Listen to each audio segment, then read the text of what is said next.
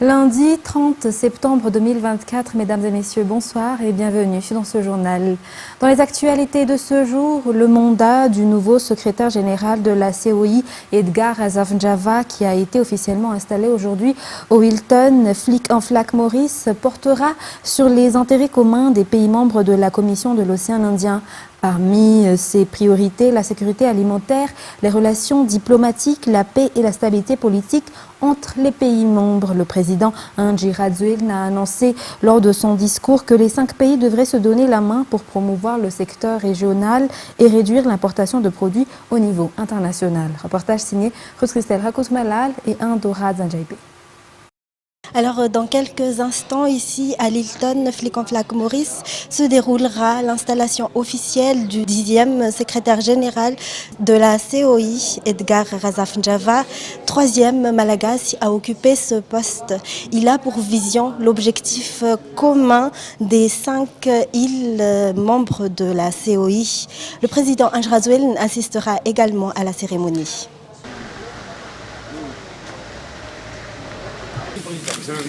Bienvenue. Merci. Le nouveau secrétaire général de la COI, Edgar Azafnjava, a présenté le plan stratégique de développement et le plan de travail prioritaire en partant de la base des pays qui font partie de la COI, Maurice, Madagascar, les Seychelles, la France, à travers la Réunion et les Comores. Ces priorités sont axées sur le changement climatique, la sécurité des frontières, la santé, les relations diplomatiques, mais surtout la sécurité alimentaire pour ces 5 pays, à travers la création d'une zone agricole de la COI. Tout le monde s'accorde à dire que le potentiel est bien réel.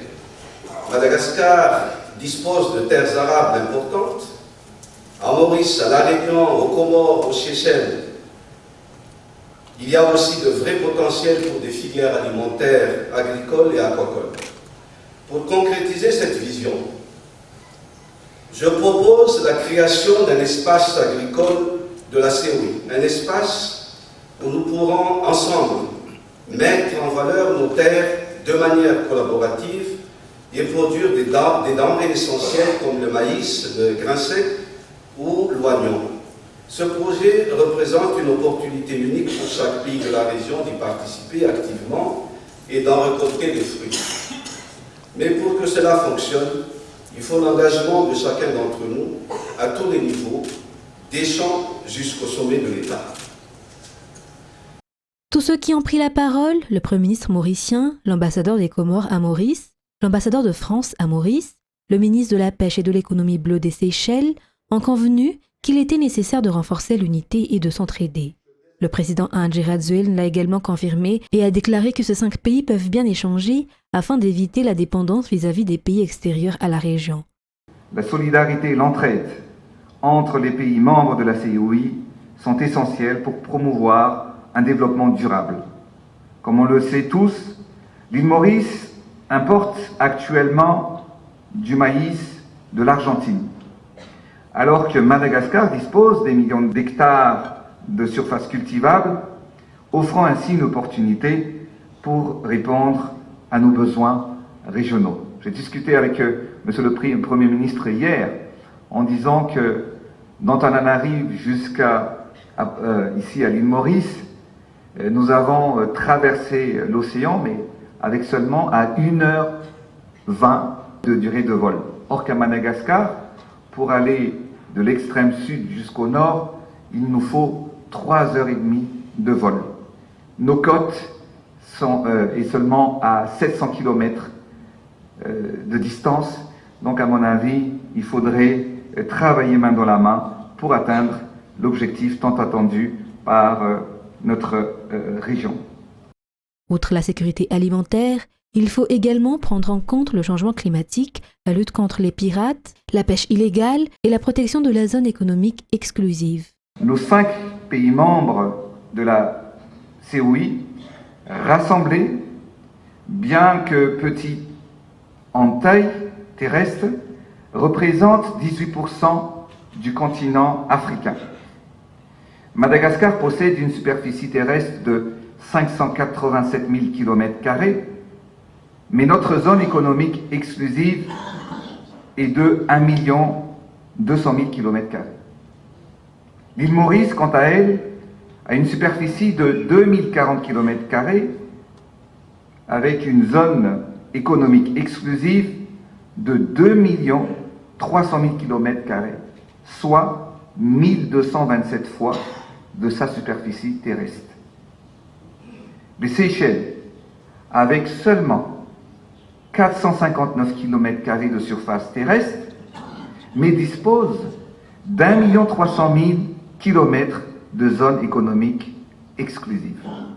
Les Comores possèdent une superficie terrestre de 2235 km², mais la zone économique exclusive est de 320 000 km². Pour en résumer, nous possédons donc des zones économiques maritimes importantes et stratégiques de l'océan Indien. La COI doit ainsi renforcer la sécurité maritime pour protéger les intérêts économiques des pays membres, notamment dans l'exploitation des ressources maritimes. Face aux menaces et défis communs, j'en appelle à notre solidarité, afin de continuer à travailler ensemble pour tracer l'avenir de notre région, car nos actions d'aujourd'hui seront déterminantes pour l'avenir de notre organisation et de l'océan Indien. Nous devons renforcer l'architecture régionale de sécurité maritime, développer davantage nos 2 centres régionaux, le Centre régional de fusion d'informations maritimes à Madagascar et le Centre régional de coordination des opérations aux Seychelles. Le président a également mis l'accent sur la promotion du secteur touristique à travers le projet Ilvani, l'amélioration de la production de riz à Madagascar grâce à de nouvelles techniques et l'utilisation des semences hybrides qui multiplieront par 4 la production de riz. Le président Andry Rajoelina a félicité le nouveau secrétaire général de la COI et a déclaré qu'il a confiance en son leadership et sa capacité. Il l'a d'ailleurs prouvé lorsqu'il a occupé le poste de ministre de l'Industrie et du Commerce. Madagascar brille à nouveau sur la scène régionale et internationale grâce à l'administration malgache de la COI, parce que le secrétaire général dirige et gouverne la COI. Les 5 pays membres ont confirmé leur soutien à Edgar Azafnjava. Parlant toujours du chef de l'État, l'Office de la radio et de la télévision malagasy a reçu des dons venant du Japon. La remise officielle s'est tenue aujourd'hui, assistée par le président de la République de Madagascar, Andry Rajoelina. À cet effet, le journal de la télévision nationale change de concept également. Dans cette optique de changement, la télévision nationale malagasy a invité le chef de l'État malagasy dans le journal télévisé pour discuter de la situation économique et sociale dans les pays. Ainsi, tous les sujets abordés par le président Andry Rajoelina nous seront rapportés dans nos prochaines éditions. Dans les informations de ce jour également, les 7 pêcheurs malagasy qui ont échoué au large des côtes mozambicaines après la panne moteur de leur bateau en décembre dernier sont rentrés au pays samedi dernier. Ils ont été détenus dans une prison de Mozambique pendant des mois. Le ministère des Affaires étrangères a demandé leur rapatriement avec la collaboration de l'Organisation internationale de la migration OIM. Reportage sur les images de Zara Rajansu. L'histoire de ces 7 pêcheurs a commencé par un problème de moteur de leur bateau, ce qui a fini par leur détention au sein d'une prison au Mozambique pendant des mois. Selon le témoignage d'un des pêcheurs, Ezra Rabouz, leur bateau avait échoué au large de Mozambique le 20 décembre dernier, après avoir dérivé en mer pendant 13 jours à cause d'une panne de moteur.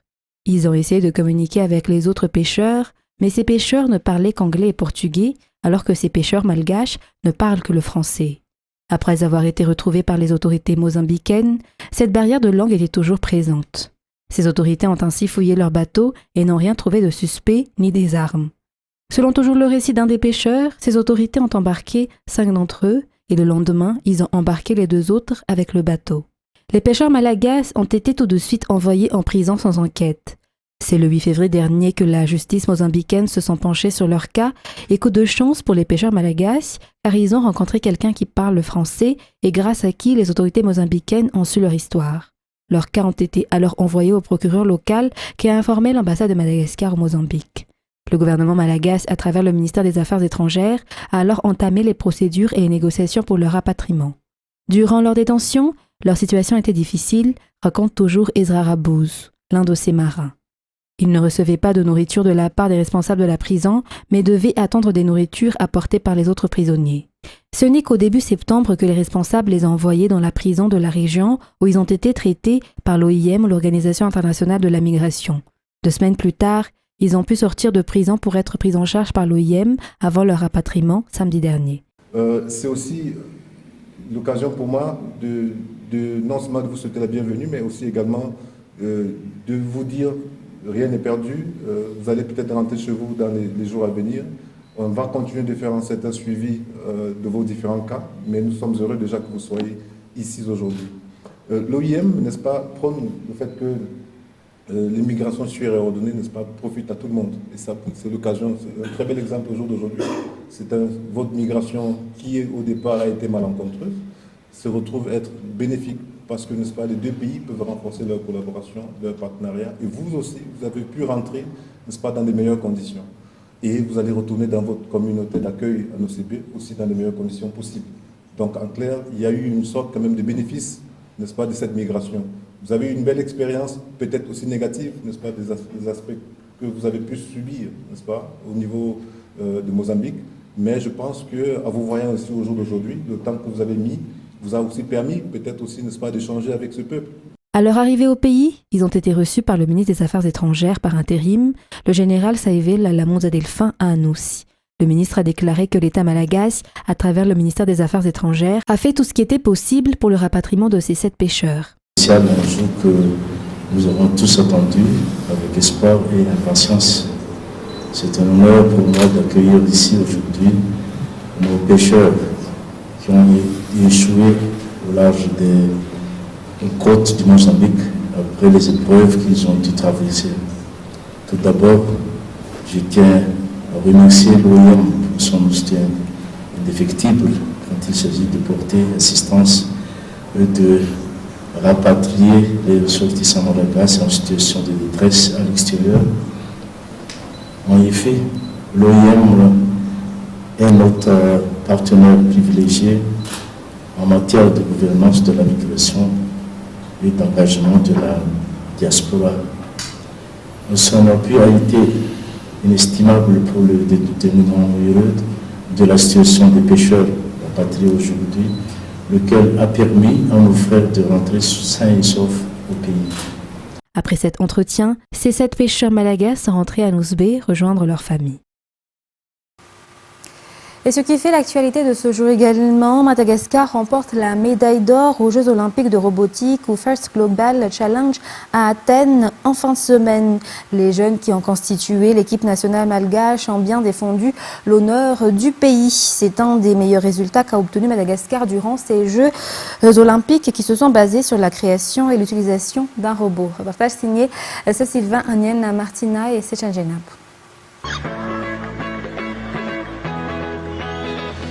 A little late, but they're here. That's Madagascar and Moldova. Madagascar est le champion mondial de robotique. Nous avons obtenu la médaille d'or des Jeux olympiques de robotique tenus en Grèce la semaine dernière. L'équipe nationale malagasy, composée de Tout, Saaz, Ainafnarch, Grace et Alinour, a vaincu les 190 pays qui ont participé aux Jeux. Et durant les étapes qu'elle a passées, l'équipe robotique s'est toujours démarquée.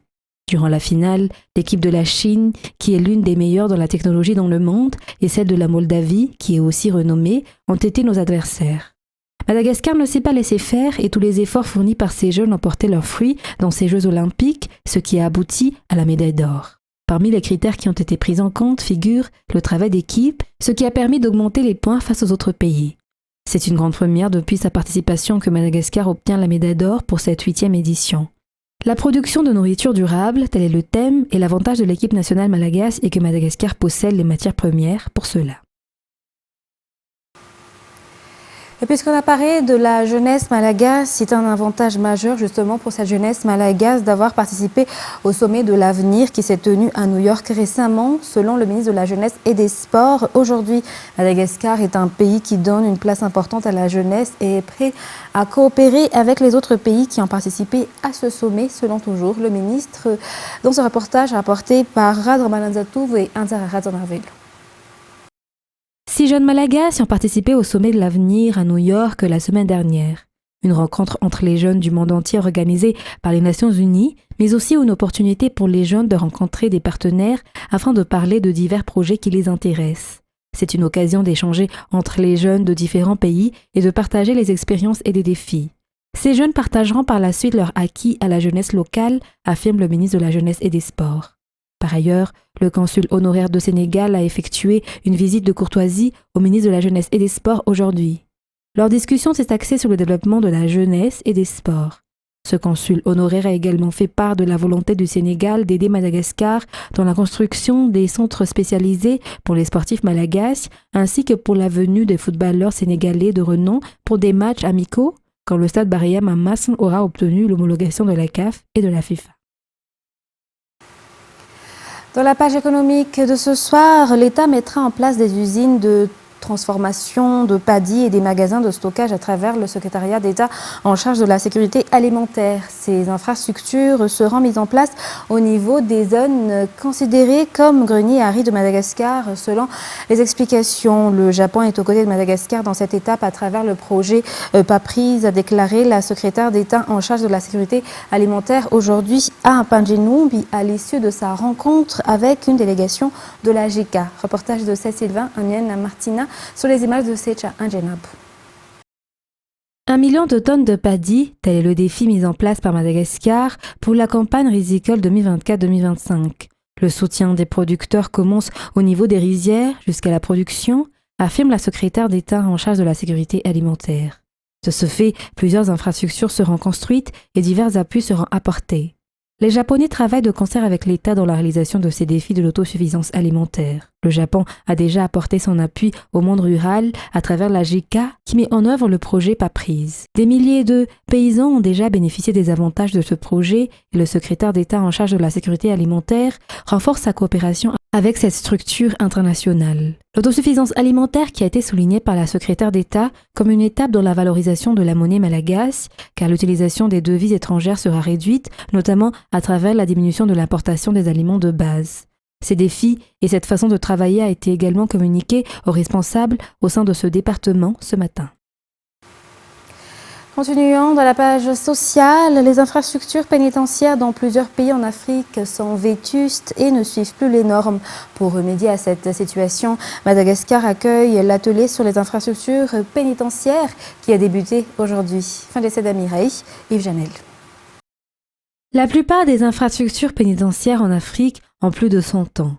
Certaines ne suivent plus les normes internationales. En effet, les détenus y sont en surnombre et leurs droits ne sont pas respectés. Pour Madagascar en particulier, c'est le cas pour la prison d'Antanmour. Néanmoins, les responsables ont amélioré les conditions de détention, notamment pour leur nourriture, à travers la production de diverses cultures vivrières par les détenus eux-mêmes. C'est une grande opportunité pour Madagascar d'accueillir l'AIPA ou l'atelier sur les infrastructures pénitentiaires afin de partager des expériences entre pays africains. L'atelier se déroule à Antananarivo, il a débuté aujourd'hui et durera jusqu'au 4 octobre. Et l'éducation est le meilleur outil dans la lutte contre le travail des enfants à Madagascar, selon la ministre du Travail, de l'Emploi et de la Fonction publique. Le travail des enfants existe encore à Madagascar, entre autres à travers le fait d'aider les parents pour leurs moyens de subsistance, selon les explications. Des stratégies sont déjà mises en œuvre pour scolariser ces enfants, stratégies qui ont été bénéfiques dans la région Anos. Le point avec Anienne Martina.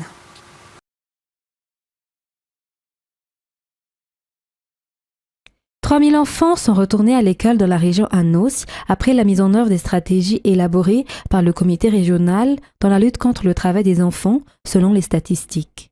Mais le travail des enfants existe encore dans cette région du fait des difficultés auxquelles les parents sont confrontés selon les explications. La poursuite des efforts déjà initiés ont ainsi besoin des appuis de l'État, selon la gouverneure de la région Anos. Cette région est un modèle dans la lutte contre le travail des enfants, souligne la ministre du Travail, de l'Emploi et de la Fonction publique. Et seule l'éducation est l'outil le plus efficace dans l'éradication du travail des enfants, affirme-t-elle. Respectons notre engagement et luttons contre le travail des enfants, tel est le thème de la célébration de la Journée mondiale de la lutte contre le travail des enfants dans le district d'Ambosar-Etsim, région Anos, qui a accueilli en fin de semaine la célébration de cette journée pour cette année 2024.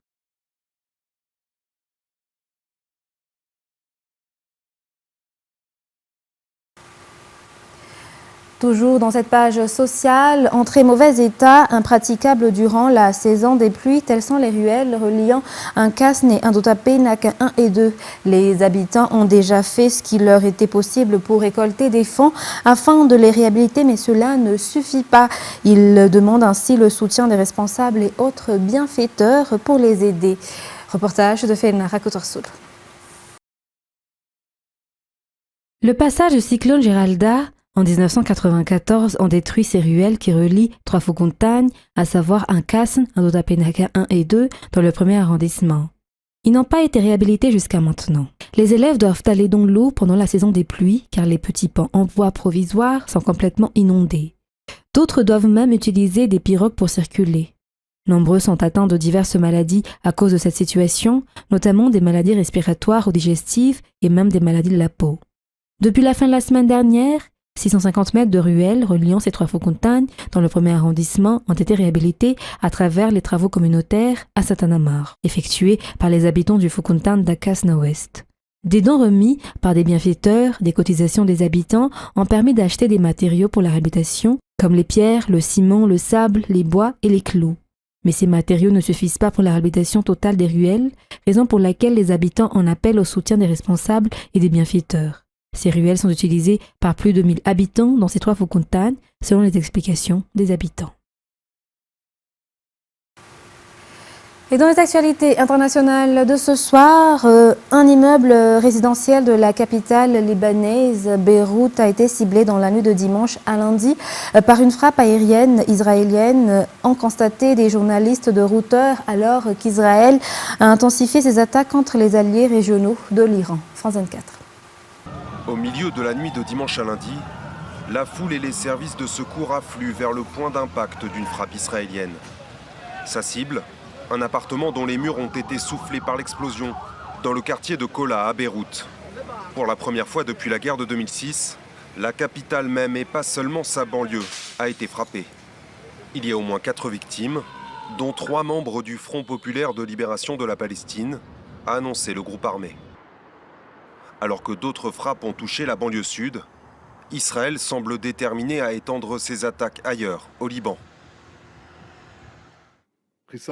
Nous avons éliminé Nasrallah et nous sommes en train d'éliminer chacun des hauts commandants du Hezbollah, ce que nous avons encore fait ce dimanche au Liban.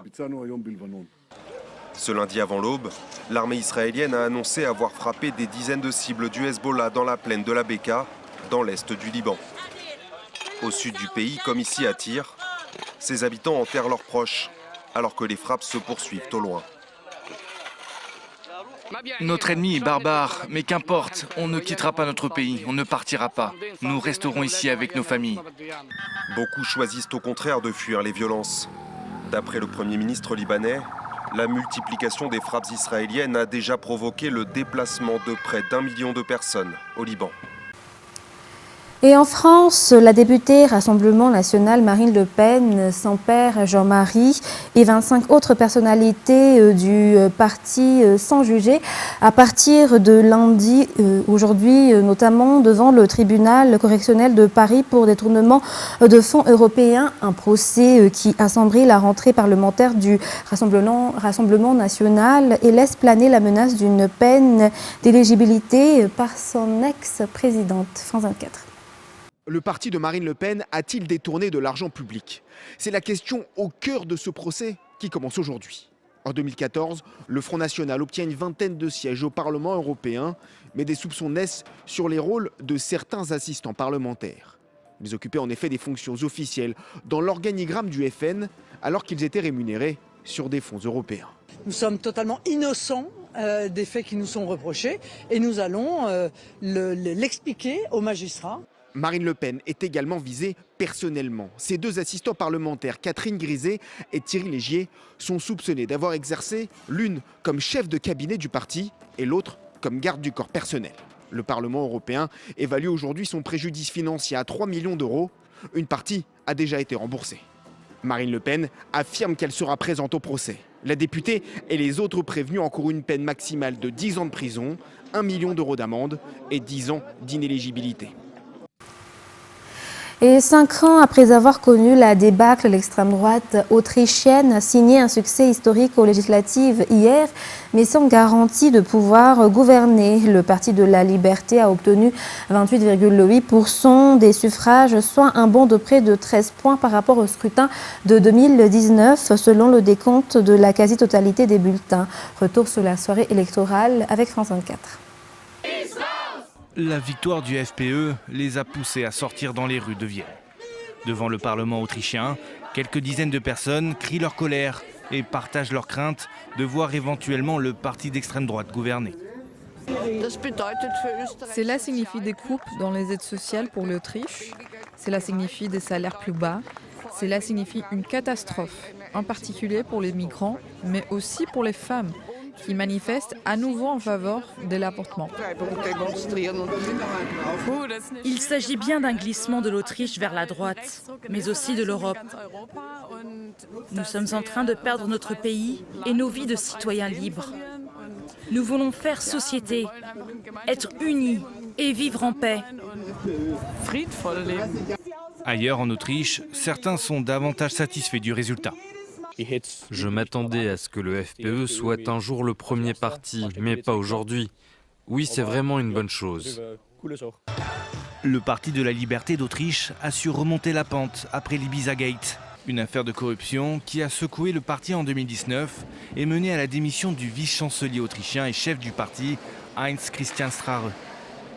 Depuis 2021, son nouveau président Herbert Kickl a su convaincre, adoptant un discours virulent contre les mesures prises lors de la pandémie, les réformes en faveur du climat ou encore les sanctions contre la Russie. Dans son programme, le parti parle aussi de remigration avec la possibilité de retirer la nationalité aux Autrichiens naturalisés, voire de les renvoyer dans leur pays d'origine. Un concept d'extrême droite identitaire qui pénètre de plus en plus profondément la société autrichienne. Mesdames et messieurs, c'est la fin de ce journal. Nous vous remercions de votre fidélité. Très bon suite au programme et très bonne soirée sur Viva. Au revoir.